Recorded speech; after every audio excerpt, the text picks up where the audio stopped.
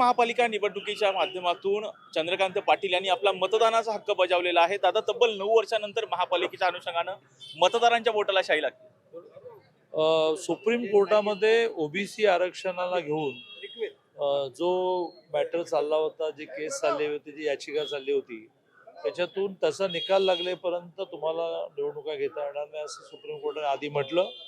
आणि ज्यावेळेला हे लक्षात आलं की 9-9, 10-10, 11-11 वर्ष, नवी मुंबईत 11 वर्ष लोकप्रतिनिधींशिवाय सरकार चाललंय, त्यावेळेला सुप्रीम कोर्टाने निर्णय दिला की सुप्रीम कोर्टाच्या निर्णयाच्या अधीन राहून निवडणुका घ्या। निवडणुका झाल्या, पण त्याला 9, 10, 11 वर्षाची गॅप पडली। त्याचा परिणाम म्हणून लोकांना तर महानगरपालिकेची बोटालाशाही 9 वर्षांनी लागली, पण 2 बॅचेस साचल्या। एक वेळेवर निवडणूक झाली असती तर 12ची 22शी आणि मग 22 नंतर 27शी झाली। त्यामुळे सगळ्या पक्षांमध्ये इच्छुकांची गर्दी वाढली, सगळ्यांना तिकीट देता आले नाही, नाराजी वाढली, खूप मनाला व्यथा झाल्या। इट्स ओके, नियती आहे, ती तिचा खेळ खेळत असते। तसं 19ला मेजॉरिटी असतानाही युतीचं सरकार का येऊ नये हा मोठा प्रश्नच पडतो, त्याला नियती म्हणतात।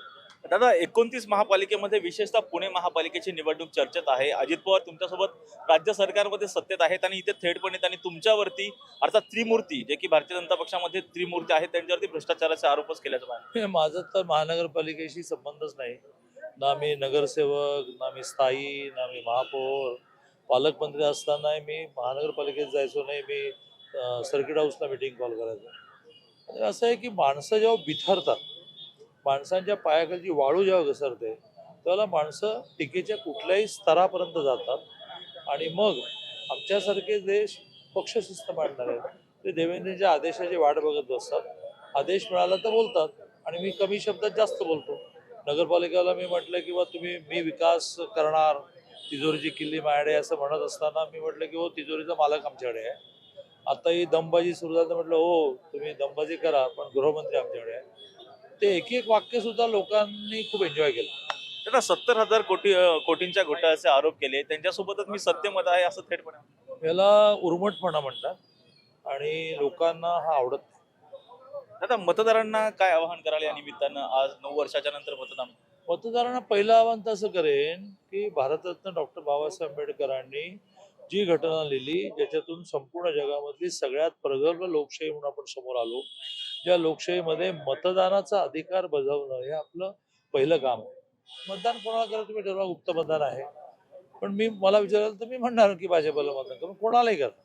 मतदानाचा अधिकार बजवायला पाहिजे। मतदानाचा अधिकार न बजावणं हे आपण चांगले राज्यकर्ते निवडून यायला पाहिजे म्हणत असताना केवळ आपली कृती, माझ्या एका मताने काय होतं, माझ्या एका मताने काय, आणि एका वेळेला अनेकांनी विचार केला तर सगळे नको असणारे लोक निवडून येणार। गरज पडल्यास जर पुणे महापालिकेमध्ये अजित पवारांच्या राष्ट्रवादी सोबत बसणार, गरज पडणार नाही, 115च्या खाली येणार नाहीत, तरीही यांना सरकारमध्ये घ्या असं देवेंद्रजींनी सांगितल्यानंतर घेऊ।